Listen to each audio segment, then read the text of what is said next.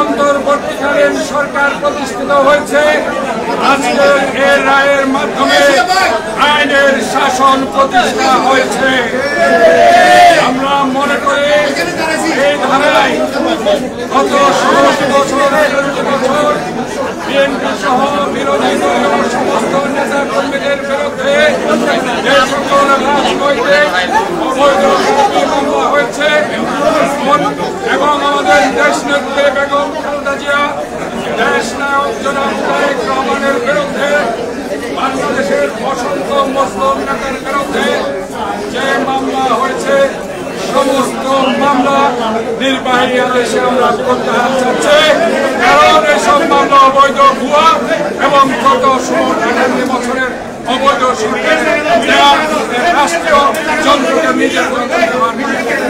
আজকে আমি আবারও ধন্যবাদ জানাচ্ছি আমার এখানে আইনজীবী ভাইরা।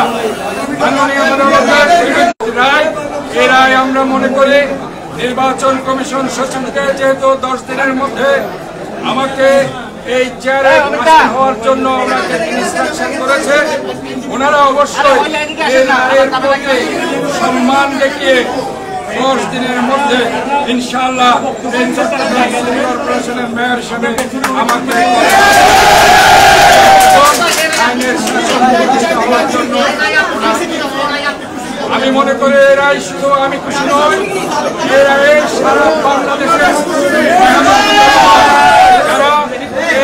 দলীয় স্বৈরাচারী সরকারের অবৈধ মামলা হামলা এবং গুম হত্যার নির্যাতনের আজকে শিকার হয়েছে সারা বাংলাদেশের মানুষ। আজকে